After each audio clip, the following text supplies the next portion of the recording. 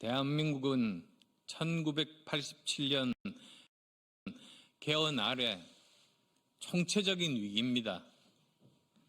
기후위기를 넘는 기후재앙으로 인한 코로나19 등 팬데믹의 역습과 향후 탄소 국경세 등 새벽의 도전이 예상됩니다. 그러나 무엇보다 가장 크게 세계를 바꿀 변화는 4차 산업혁명의 중심으로 떠오르는 인공지능입니다. 미국의 챗GPT를 능가하는 중국의 딥시크 출현은 전 세계에 큰 충격을 안겨주고 있습니다.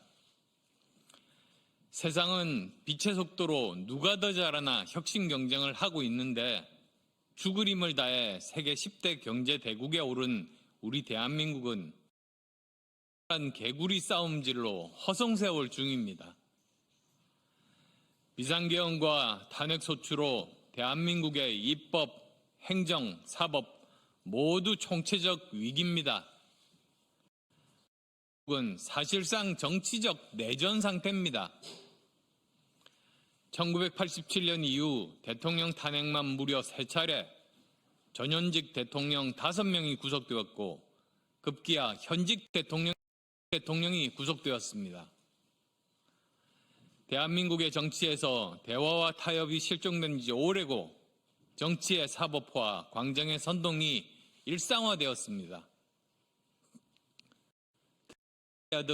야당인 이재명 민주당은 29번의 탄핵과 입법 폭주로 사사건건 정부의 발목을 잡고 언론을 길들이려고 합니다. 좌우 진영 대결의 폭주로 급기야 법치주의의 최후의 보루인 사법부까지 공격받고 있습니다. 세계사적 격변기인 바로 지금 도태되지 않고 대한민국이 다시 도약하기 위해서는 대한민국의 미래 100년을 위해 새롭게 성찰하고 새롭게 행동해야 할 때입니다. 지난 50년간의 추격형 산업 전략을 넘어서 지금부터는 선도형 산업 전략으로 AI 시대를 주도해야 합니다. 그러기 위해서는 이를 지휘하는 87년 헌법체제의 제왕적 대통령제를 넘어 분권형 정치체제로 혁신해야 합니다. 개도국 시대를 넘어 10대 경제 대국에 걸맞게 국민의 기본권을 폭넓게 보장하는 등 대한민국의 새로운 미래를 위해 합니다. 이를 위해서는 개헌을 통해 대한민국을 리빌딩해야 합니다. 여야 정치권은 국가의 명운을 걸고 개헌에 임해야 합니다. 자유민주주의 헌법과 법치주의에 근거하여 새로운 시대상을 반영한 개헌 논의에 착수해야 합니다. 이재명 대표를 포함한 여야 정치권에 제안합니다. 지방선거가 치러질 2026년 6월 지자체 선거와 함께 개헌을 위한 국민투표를 약속합시다. 국민이 더 안전하며 행복한 삶을 영유할 수 있도록 국가가 부강해질 수 있도록 제가 구상하는 개헌 방향과 제7공화국 헌법의 중심 가치에 대해서 세 가지만 말씀드리겠습니다. 첫째, 제왕적 대통령제를 분권형으로 개헌해야 합니다. 한국의 대통령은 대통령제의 상징인 미국 막강한 권한을 가지고 있습니다. 미국 대통령은 행정권만 가질 뿐 국회 동의 없이 주요 간부를 임명하는 인사권도 없으며 예산 편성권, 입법 권한, 감사 권한은 없습니다. 이에 비해 한국 대통령은 행정권 외에도 인사권, 예산권, 정부 입법권, 감사권 등 5대 권력을 모두 가지고 있습니다. 한마디로 대한민국 대통령은 미국 대통령과 달리 이름만 같을 뿐이지 사실상 임기 5년의 왕과 다를 바가 없습니다. 권력은 견제받지 않다 보니 부패와 권한 남용으로 이어졌습니다.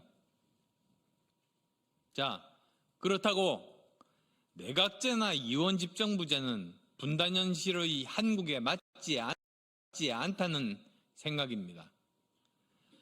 내각제로 의회 다수당이 행정권까지 가져가게 된다면 지금의 192석의 야당이 행정까지 가게 된다면 어떻게 되겠습니까? 총리의 권한이 지금 현재 제왕적인 대통령보다 훨씬 더 막강해집니다. 이원 집정부제도 대통령과 총리가 다른 당이라면 아마도 지금 윤석열 대통령과 이재명 총리가 되겠죠. 그럼 서로 싸우느라고 국정 운영이 불가할 겁니다. 국정 안정과 연속성을 위해서는 권한 축소형 대통령 4년 중임제가 바람직하다 말씀드리는 이유입니다. 여기에 대부분의 대통령제 국가가 채택하고 있는 결선 투표제를 도입해야 절반 이상의 국민이 뽑는, 국민이 선택하는 대통령이 탄생할 수 있습니다. 또한 중앙정부에 집권된 입법권과 재정권 등을 지방정부로 나누고 진정한 국가균형 발전에 집중해야 합니다. 거대 야당의 입법권 남용을 막는 견제장치도 담아야 합니다. 제왕적 대통령의 폐해만큼 초거대 야당 출현에 따른 과대한 입법 권력으로 법을 일방적으로 통과시키면 물론이며 행정부의 장관, 검사, 감사원장, 사법부의 판사까지 탄핵하면서 자유민주주의의 가장 중심 원칙인 상권 분립을 흔드는 것은 잘못된 것입니다. 윤석열 정부 및 권한 대행 하에서 민주당의 입법 폭주에 따른 대통령이 무려 35차례입니다. 공직자의 탄핵 소추에 무분별한 악용도 심각합니다. 대통령과 총리까지 총 29명을 탄핵시켰습니다. 불과 2년 반 조금 넘은 사이에 생긴 일들입니다. 위법 행위도 분명하지 않은 이재명 수사검사 탄핵과 임기를 같이 시작한 초거대 야당 이재명 민주당의 정치 폭거는 대한민국 자유민주주의를 파괴하고 있습니다. 장관과 공직자의 탄핵 소추의 요건과 절차를 세분화해서 국회의 입법권 남용이 상권 분립의 균형을 깨지 않도록 헌법에 명문화해야 합니다. 셋째, 세계적 격변기에 걸맞게 국민의 기본권을 새롭게 설계해야 합니다. 헌법은 국민의 기본권으로 시작됩니다. 헌법은 중요한 순서대로 그 항목들이 기술되어 있습니다. 따라서 개헌의 중심은 무엇보다 국민이어야 합니다. 대한민국은 10대 경제강국이 되었으며 지금의 국내외적 도전에 대응해서 국가의 책임과 목표를 새롭게 설계해야 합니다. 그러나 87년 헌법체제는 거의 40년 전 이러한 기술이 전혀 존재하지도 않을 때 만든 것이라 이러한 변화가 전혀 반영되어 있지 않습니다. 경제, 복지, 환경, 인권, 평화 등 인간의 삶의 질을 높이는 요소들을 포함해야 합니다. 과학기술의 발달로 인해 발생하는 위험 사회에도 대응해야 합니다. 전통적인 안보 개념을 넘어서 새로운 인간 안보 개념을 확장해야 합니다. 4차 산업혁명과 AI 시대를 맞아 보편적인 정보 접근과 안전할 권리가 포함되어야 합니다. 지역 균형 발전을 위한 지방정부의 권한도 명시되어야만 합니다. 존경하는 국민 여러분, 대한민국의 지속 가능한 발전과 생존을 위해 개헌은 더 이상 미룰 수 없습니다. 저는 당장 국회가 개헌 특위를 구성하고 개헌 열차를 출발시킬 것을 제안합니다. 하지만 개헌만으로는 완성할 수 없습니다. 개헌과 동시에 선거법을 바꾸어야 합니다. 그래서 승자 독식 국회의원 소선거구제를 바꾸지 않으면 불구합니다. 현행 소선거구제는 국민의 의사를 반영하지 못하고 편가르기와 혐오 정치와 당리당략의 전쟁 토양을 제공하고 국민을 분열시키고 있기 때문입니다.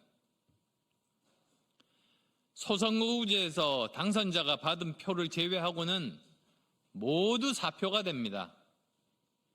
22대 총선 지역구 득표율 차는 5.4%에 불과한데 의석수는 71석, 1.8배나 차이가 납니다. 사표, 즉 민심을 반영하지 못하는 비율이 절반 이상에 달합니다. 이처럼 득표율과 의석 비율의 괴리가 크기에, 즉 국회의원 구성의 지도가 다르기 때문에 국민은 국회를 신뢰하지 않는 민주주의의 위기가 초래된 겁니다. 대한민국의 지속 민심을 그대로 의석으로 담아내는, 그래서 사표를 최소화하는 선거제, 정치 다당제가 가능한 선거제를 도입해야 합니다. 대안은 바로 도농복합형 중대선거구제 또는 독일형 연동형 비례제입니다. 선거제도의 개혁은 기득권의 저항을 피할 수 없습니다. 소선거구제의 가장 큰 수혜자인 민주당 또한 개혁에 소극적입니다. 그러나 눈앞의 이익을 넘어 국가 100년 대계를 생각한다면, 우리나라의 미래를 생각한다면 정말 진지하게 성찰해드리기를 부탁드립니다. 존경하는 국민 여러분께서도 한마음으로 힘을 지금까지처럼 계속 모아주시기를 부탁드립니다. 여야 정치권에도 다시 한번 촉구합니다. 총체적 위기에 대한민국을 새롭게 리빌딩해야 할 때입니다. 바로 지금이 제2의 과학기술 입국으로 대한민국을 다시 한번 위대한 대한민국으로, 역사상 마지막 기회라는 점을 명심해야 합니다. 위기일수록 우리는 저력을 발휘해서 용수철처럼 튀어올랐습니다. 지금 대한민국의 새로운 희망을 만들어야 합니다. 개헌과 선거제 개헌이 바로 그 첫걸음입니다. 고맙습니다.